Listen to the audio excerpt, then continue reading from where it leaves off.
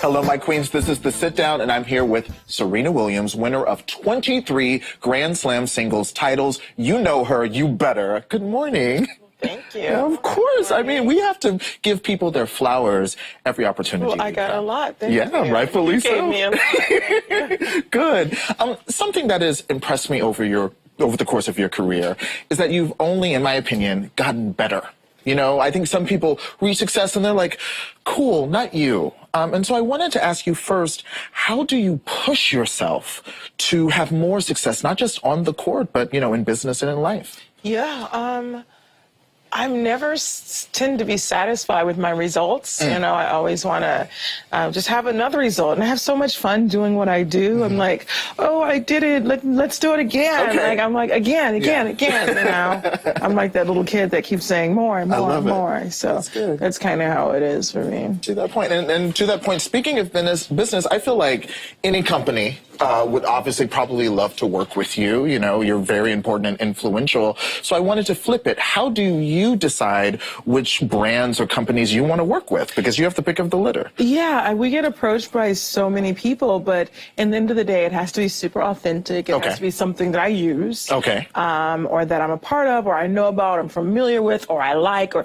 you know, there's so it leaves a lot of opportunity, but it has to really be authentic for me, or else it just kind of doesn't work. It doesn't work. Yeah. Well, to that point, you're brand ambassador for Pampers. Yes. I love it. And Olympia, you've described her as a wild child. She is a wild child, but it's not a bad thing. It's not a bad thing. It's curiosity. It's, for me, it's about learning different things and being yourself and growing. And, you know, I think it's good. Yeah. I think we need to embrace the word wild child. I love it. I think Langston Hughes even has like a beautiful short poem about wild children. He's actually one of my favorite poets. Okay. I don't know that. I'm oh my go gosh. home and like look that one up. I love it. I love it. Well, something that struck me was that you've noted that, you know, sometimes when you're out with Olympia, you've gotten looks from people. Like she's being herself, being a kid, and people are kind of throwing shade. How do you deal with those moments? What do you advise for other parents? Yeah, so it's like you just got to embrace your child, who they are and what they want to do. And, you know, they're kids. Like my baby is 18 months, you know, and you have these kids that are 12 months and a year and 9 months. And it's like,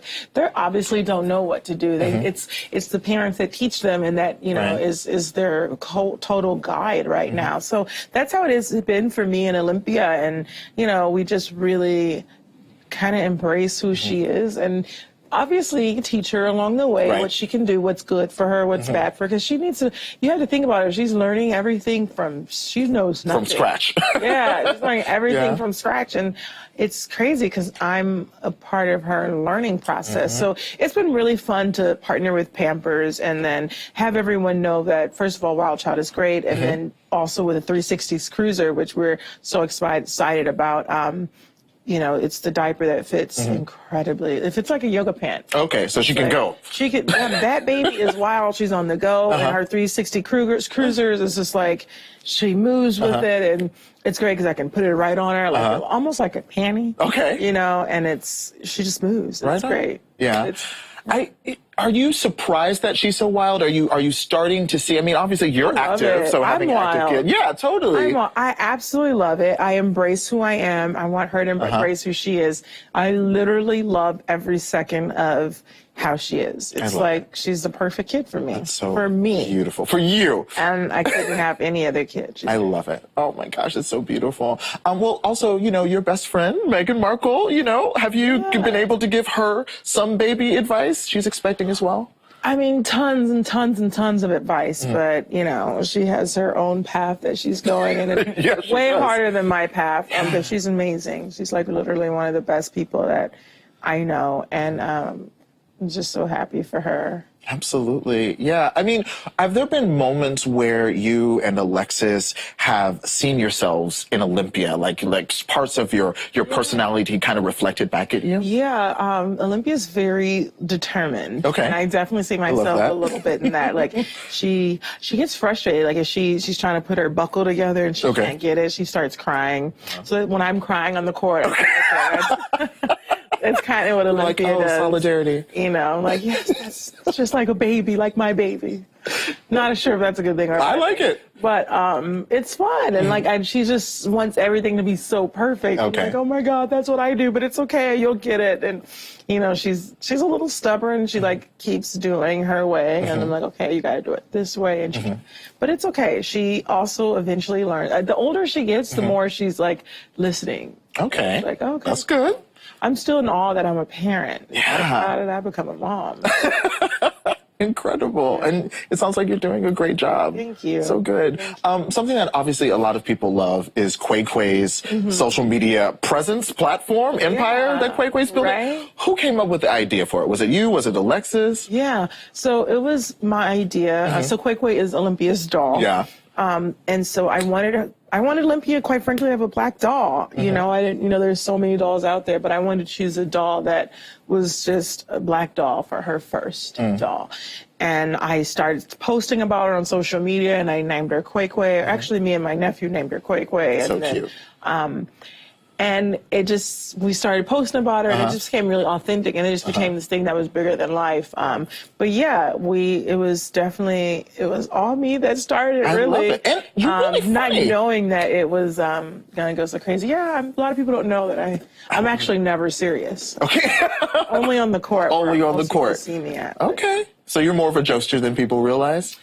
Yeah, definitely. I love it. You know, when I'm on the court, I'm very... Girl, I've seen you. No jokes on the court. I'm the most serious person in the world, so it's too different. Like, I think I have to just relax when I'm not working. Okay, right on. Yeah. Well, something, Nipsey Hussle, the way he died earlier this week, has been on a lot of people's minds. And I was thinking about the work you and your family and your sister, Serena and Venus, have done in Compton. Like, for example, you started a resource center there for people who had been impacted by gun violence. And I was wondering if you could kind of speak to why that was so important for your family to do. Well, yeah, our family was impacted by an awful death and awful gun violence. And our sister, unfortunately, our eldest sister, unfortunately passed. And it was a very difficult time for us. And it still is a difficult time for us. So what people don't realize is that it's not the family that's just impacted. It's friends, her friend, her best friend, her kids. She had 3 kids, her kids' friends, her neighbors, like everyone that was in her life. And she was a positive person in the community. It's all affected. So we wanted to start something in Compton just to raise awareness of having a resource. So our center, our resource center, the Serena and Venus Williams Resource Center, is really able to help people and kids and parents and friends to be able to go and have a resource to talk to people and to just kind of get things off their chest. Or in particular with kids, there's like art is an area for art and just to create and just kind of let things go.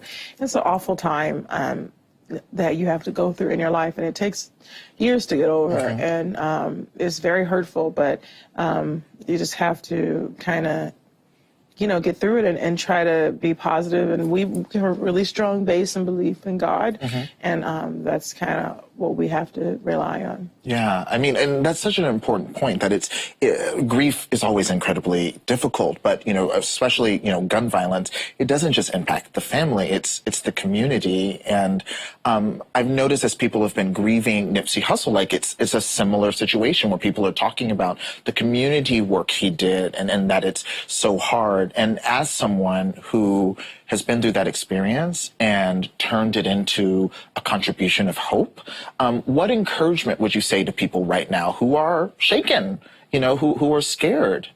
Yeah, I think we're all shaken by what happened recently. And it's difficult, it's a situation that I don't really like talking about on TV because I kind of know Lauren, so I'd rather not talk about it. Okay. I totally understand that. Well, also, I mean, to that point, you have continued to succeed. You've continued to succeed on the court, in life. You have your fashion line. You're working with Pampers, and I just admire you so much in terms of how you've been able to go through these difficult experiences and continue to shine. Are there people in your life who have continued to inspire you along the way to do that? Yeah. You know, I think the biggest inspiration is probably my sister. She's been really amazing for me, Venus. And Yeah. she always just has such a positive voice, and she always sees the bright side. And she's been through a lot in her life, you know, personally in terms of her health and et cetera, and her career. And, you know, she's always just so positive about it. And so she's someone that I really, really look up to and really connect with, and for years and years and years. And she's really the reason, one of the biggest reasons I am who I am is because of her. So I just really take so much thanks and pride and really inspiration from Venus. That's beautiful. Well, shout out to her. She's an icon as well. And to you, you mean so much to so many people. And I just want to tell you, every time you hit the ball, you are lighting up people's lives. And it just, you know, times are tough out here. And so we really appreciate you as a hero. Thank you. Thank you, Serena. Guys, you can look out for Serena and baby Olympia's super cute Born to Be Wild Pampers video online. It's adorable. Get your life. Up next, Isaac and I are going to read more of your tweets.